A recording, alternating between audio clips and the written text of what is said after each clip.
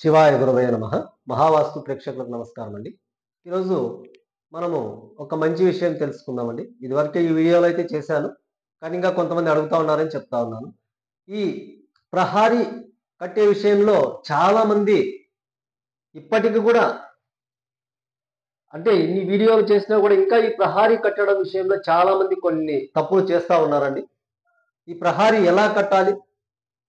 దాన్ని ఏ విధంగా కట్టుకుంటే మనకు అది వాస్తుకు ఉంటుంది ఇల్లు అనేది చాలా మంది తెలియక అంటే ఖర్చు ఎక్కువగా పెట్టుకోలేక ఏదో ఉన్న దాంట్లోనే అడ్జస్ట్ చేసుకుందాంలే అనే ఒక చిన్న కకృతితో ఈ కాంపౌండ్ అనేది సరిగా నిర్మించుకోలేకపోతున్నారు. కానీ వాళ్ళు ఏమనుకుంటారు, మేము ప్రహారీ కట్టేసుకున్నాం, మాకు ఎటువంటి ఇబ్బంది లేదని వాళ్ళు అనుకుంటారు. కానీ ఖచ్చితంగా ప్రహారీ అనేది, ఎందుకంటే నేను మొన్న ఒక చోట విజిట్ వెళ్ళిన ఒక చోట చూశానండి.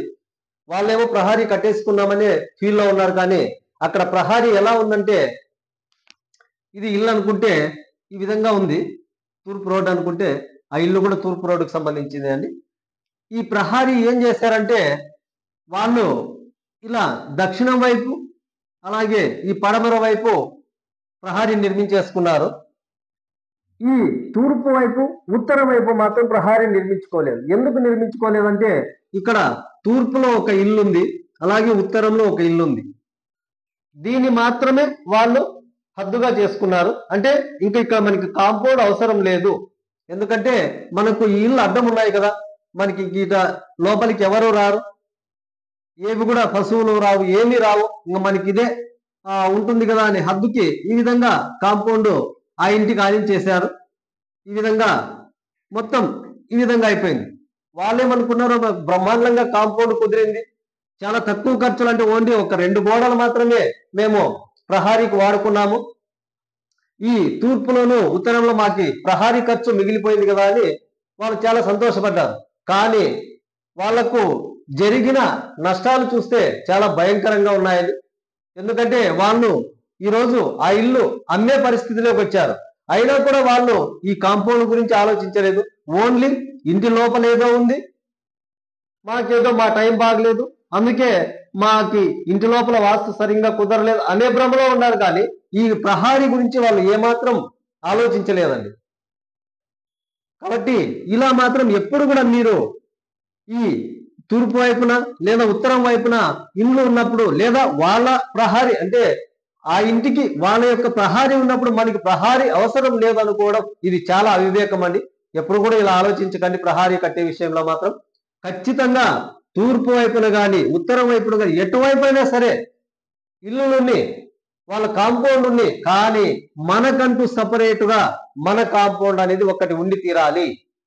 మన ప్రహారీ అనేది ఖచ్చితంగా ఒకటి, మనం సింపుల్ గా అయినా సరే, మనతో ఎక్కువగా ఇన్వెస్ట్మెంట్ డబ్బు లేదు అలాంటప్పుడు సింపుల్ గా, అంటే ఏదో ఒక బండలు నాటడము, లేదో ఒక ఒక గ్రీన్ నెట్ మాదిరి ఒకటి ఏర్పాటు చేసి ఒక కంచె ఏర్పాటు చేసుకోవడం, ఇలా చేసుకోండి.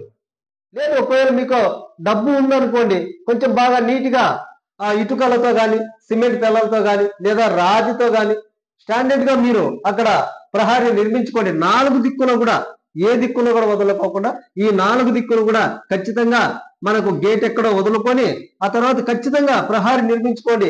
ఇప్పుడు చాలా చోట్ల ఈ ఫ్రీకాస్ట్ అనే ఒక ఆ పలకలతో కూడా ఈ చాలా సింపుల్ గా నిర్మించేస్తున్నారు ప్రహారీలు. కాబట్టి చాలా ఉన్నాయి. మనకు ఇక డబ్బు ఖర్చు అవుతుంది, ప్రహారీ ఇక్కడ ఏమొద్దులే, వానికి ఈ ఇల్లే హద్దుగా ఉందని మాత్రం మీరు పొరపాటు కూడా అనుకోవద్దండి. ఖచ్చితంగా ఇటువంటి దోషాలు అనేది ఆ ఇంటికి వాస్తు ఏమాత్రం లేకుండా దెబ్బతింటుందండి. కాబట్టి ఎదురింటి వాళ్ళ కాంపౌండ్, పక్కింటి వాళ్ళ కాంపౌండ్ మనకు ఉంది కదా, మన కాంపౌండ్ అవసరం లేదు కదా అని మాత్రం మీరు ఎప్పుడు కూడా అలా ఆలోచించొద్దండి. ఖచ్చితంగా మీ ఇంటికంటూ ఒక ప్రహారీ అనేది మీ సొంత ఖర్చులతో మీరు నిర్మించుకొని చూడండి. అప్పుడే ఆ ఇంటికి సరైన వాస్తు కుదురుతుందండి. కాబట్టి ఎప్పుడు కూడా మనకు తక్కువ ఖర్చులో అయిపోయిందిలే, తక్కువ ఖర్చులోనే కట్ చేసుకుందాంలే మనం ప్రహారీని మాత్రం అనుకోవద్దండి. ఒక గోడ మిగులుతుంది, 2 గోడలు మిగులుతాయని మాత్రం మీరు ఎప్పుడు కూడా అనుకోవద్దండి. 4 గోడలు కరెక్ట్ గా మనం నిర్మించుకొని చూడండి. మంచి వాస్తుతో మీరు ఆ ఇంట్లో కలకాలం వర్ధిల్లుతారని ప్రతి ఒక్కరికి తెలియజేసుకుంటూ థ్యాంక్ యూ సో మచ్.